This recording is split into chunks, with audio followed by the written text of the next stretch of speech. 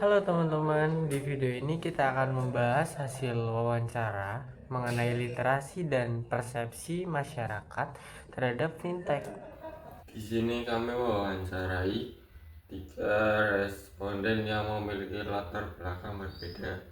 Yang pertama itu ada pekerja, yang kedua ada ibu rumah tangga, dan yang terakhir ada pelaku UMKM. Di video ini kami akan menampilkan rangkuman proses wawancara, hasil analisis, rangkuman, serta rekomendasi tindak lanjut terkait finansial teknologi di masyarakat. Nah, setelah melakukan proses wawancara terhadap 3 responden, kita masuk ke tahap yaitu analisa. Di bagian ini kami merangkum bagaimana masing-masing responden dalam memahami, menggunakan, dan menilai layanan finansial teknologi untuk aktivitas sehari-hari. Yang pertama ada pelaku UMKM. Di sini kami mewawancarai seorang penjual capsin sekaligus pemilik teh tarik bakar, yang dimana pelaku UMKM ini sudah mengenal layanan digital seperti e-banking dan kris, serta menggunakannya secara aktif untuk mendukung transaksi usahanya. UMKM ini merasa bahwa layanan fintech memberikan kemudahan besar karena membuat proses pembayaran menjadi cepat, praktis, serta tidak terikat dengan waktu. UMKM ini juga sering menggunakan fitur pembayaran, transfer, dan belanja online dalam kegiatan sehari-harinya. Nah, meskipun begitu, pelaku UMKM ini masih memiliki kekhawatiran terkait kris palsu, keamanan data, serta gangguan sinyal. Nah, untuk menilai keamanan suatu layanan, ia biasanya mengecek ulasan aplikasi dan melihat informasi yang muncul di iklan HP. Nah, secara keseluruhan, tingkat literasinya cukup baik dan berdampak positif terhadap operasional bisnisnya. Selanjutnya, ada ibu rumah tangga, di mana IRT ini mengenal fintech melalui e-wallet karena layanan tersebut memang sering digunakan saat berbelanja, tentunya di minimarket. Ia memanfaatkan fintech ini untuk membayar belanjaan serta melakukan top up saldo. Ia juga sudah memahami gimana pentingnya izin dari OJK sebagai indikator utama keamanan. Meskipun masih merasa khawatir terhadap resiko tentang kebocoran data, salah kirim uang maupun penipuan online. Ia tahu layanan ini itu tentunya dari teman digitalnya, teman online, media sosialnya. Untuk tingkat literasinya sendiri itu berada pada tingkat menengah. Ia memahami fungsi dasar dan pentingnya keamanan, tetapi tetap lebih nyaman melakukan transaksi ini bernilai besar secara langsung di bank. Dan yang terakhir ada pekerja. Di sini kami memilih seorang yang bekerja di restoran. Ia mengenal vintage dari lingkungan kerjanya karena sudah banyak pelanggan yang membayar menggunakan QRIS. Ia juga sudah terbiasa menerima pembayaran digital menggunakan aplikasi untuk kebutuhan pribadi dan mengecek saldo. Ia mengecek izin OJK dan rating aplikasi sebelum memakai suatu layanan. Kekhawatiran utama yang ia rasakan adalah risiko kebocoran data dan gangguan jaringan yang dapat mempengaruhi pekerjaan.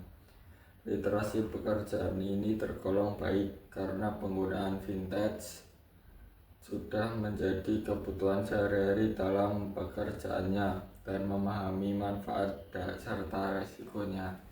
Berdasarkan ketiga wawancara tersebut, dapat disimpulkan bahwa tingkat literasi finansial teknologi masyarakat sudah berada pada kategori cukup baik.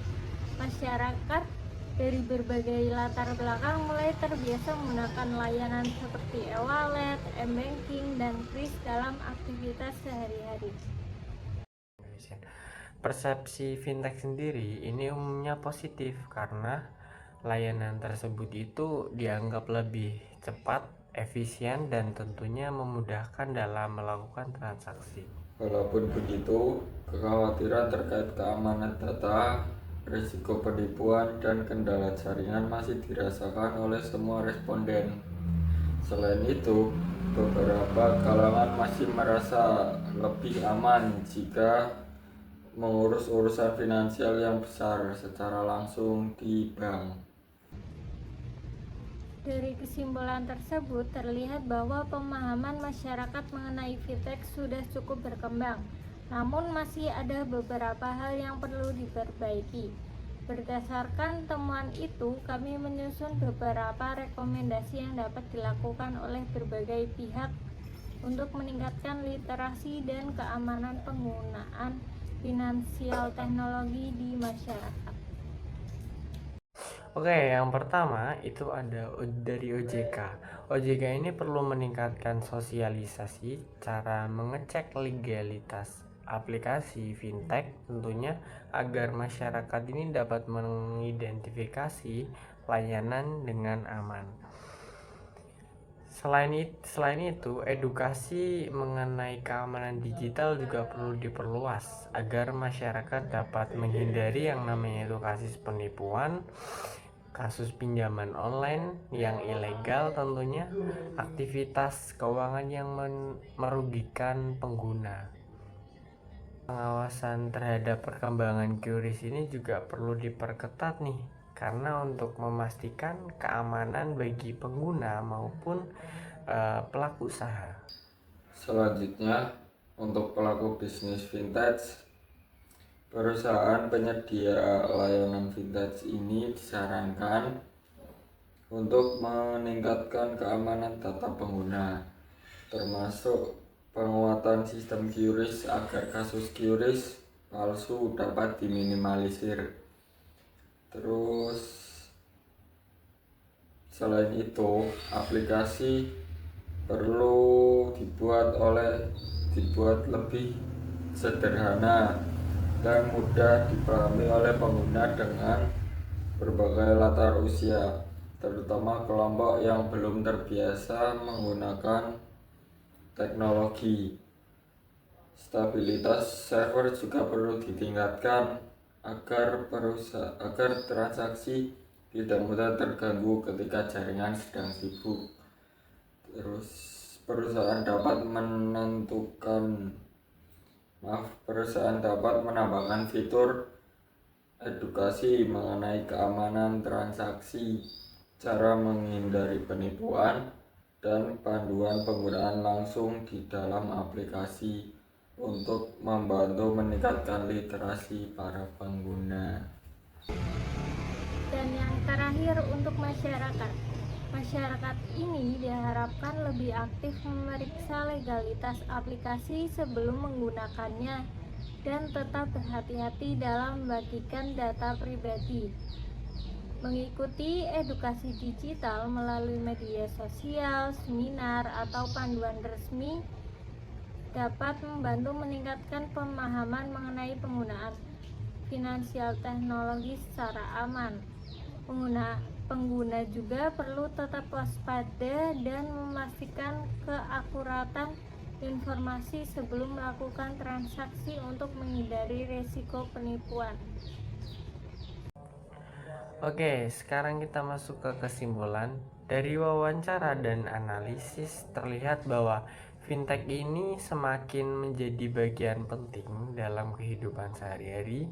Dengan peningkatan literasi dan keamanan yang lebih baik, layanan keuangan digital dapat memberikan manfaat yang lebih luas bagi masyarakat. Terima kasih telah menyimak video ini. Semoga informasi yang kami sajikan dapat memberikan wawasan baru mengenai literasi fintech.